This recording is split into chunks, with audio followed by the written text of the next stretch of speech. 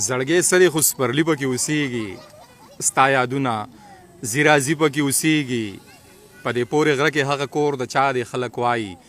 خاپیري پکې اوسېږي یاره ستاسو کور هم نیم اسلام آباد دی څوک ناسوک افسر شاهي پکې اوسېږي خدایا دا وطن د جنګ په امان کې ښکلي ښکلي ګلالي پکې اوسېږي ستا ارمان او خوشحالۍ مې درله راوړي بچیه ستا ارمان او خوشحالۍ مې درله راوړي دا واخله شنې جنډې د ازادۍ مې درله راوړي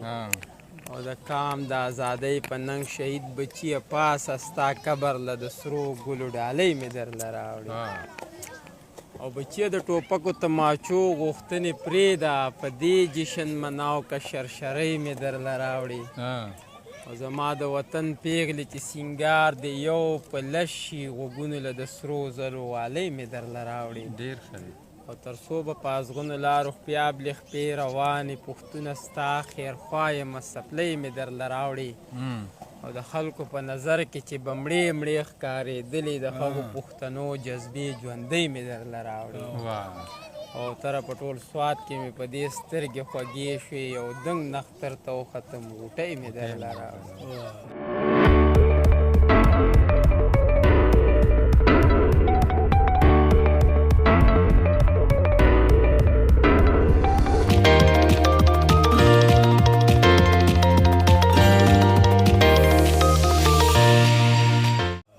ډېر ښه دی یار او دغه څو شعرونه هم شهاب مسافر دی هغه ته به ډالۍ کړو چې ماښام چې ستا د فکر په ټالونو کې زنګېږو د سحر ځکه په لاره تندکونه خورو غورځېږو په دې کې به موږ څه د خوشحالو خوبونه وینو چې هره شپه د اوښکو ډکې سترګې وده کېږو ډېر ښه دی یار او زمونږ د پښتنو قدرداني به څه پیدا شي د مالګې په قیمت باندې چې هر ځای کې خرڅېږو ډېر ښه دی او اشنا د خپل وجود د قد قامت نه ښه خبر یو چې صرف ستا غمونو ستا فکرونو له لویېږو ډېر ښه دی او چې مونږ مسافر خو پکې کله کله یاد کړي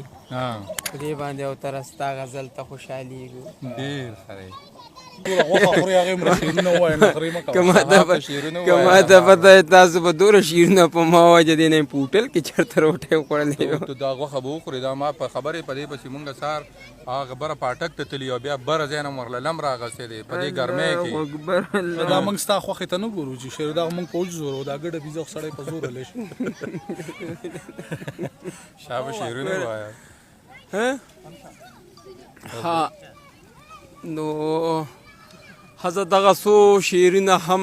په پښتنه مینه باندې دغه ته انور خیال بنیري ته هغې غوښتنه هم کړې وه هغه یې غوښتنه هم کړې وه چې هغه راته په وختي په ګاډي کې چې دا به وایه چې ښه ده چې ورانه شوله دومره ضروري خو نه وه د مخامخ سترګو یاري وسته یاري هغه تا ته ویلي شو وړاندې چې دوی راکوزېدله وی ورته ورک کوو زه د انور خیال دا فرمایش تا ته فرمایش نه ښکاري ګوره داسې ده هله چې ورانه شوله دومره ضروري خو نه وه د مخامخ سترګو یاري وسته یاري خو نه وه چې پکې هر وخت د ګټې تاوان سوچ به وستا دا زما مینه وه اشنا دوکانداري خو نه وه ډېر ښه وتره یار او د عشق په ټاټ باندې دانه د زړه په دا ویشته شي ښکلي یې داسې د نوټونو جواري خو نه وه مونږ که بې نیټې زاړه شو خو خوارانو ځکه ته څنګه زوړ شوې ګرانه ستاسو څه خواري خو نه وه خانجي دا تا چې خوار مزدور په کم ناتارو رټه تا سره کړې داسې دې له مزدوري خو نه وه چې یو سړی د جنون مقام ته ونه رسوسې الفاظو د اوتر څه شاعري خو نه وه ډېر ښه وتره یار نوي شعرونه ووایه لکه او دغه څو شعرونه نور هم چې پوره کېدل په دې دنیا یې ډېر څه ګران زیرو پوره کېدل په دې دنیا یې ډېر څه ګران زیرو زړه کې یو داسې ناممکنه شان ارمان زیرو مونږ پښتانه په ژوندانه یو بل ډېر کم قدرو مونږ پښتانه په ژوندانه یو بل ډېر کم قدرو د مرګه پس په قدرېدو ورته جهان زیرو ډېر ښه دی یار مونږ پښتانه په ژوندانه یو بل ډېر کم قدرو د مرګ نه پس په قدرېدو ورته جهان زیرو دغه جنون دی که نه نور ته جنون څه ته وایي دا چې په غاړه کې ریښې ریښې ګریوان زیرو او دنیا که خپل خپل اتلان په تاریخ پاڼه ستایي موږ پښتانه پکې په فخر باچا خان زیرو ډېر ښه دی او تره یار د درمان لالا په غوښتنه چې تنګ د زړونو د هزاره کور ته راشم د کوم شیرونه نه وي نو زه واپس ځان سره نه بوزم د حالاتو نه ویزار سوال مینت ورته کوم چې په دې موټر کې دی بوزي تنګ د زړونو د هزاره کور ته راشم د حالاتو نه ویزاره کور ته راشم خپل بچي راته هم مړاوي مړاوي ګوري تش لاسونه چې د ښاره کور ته راشم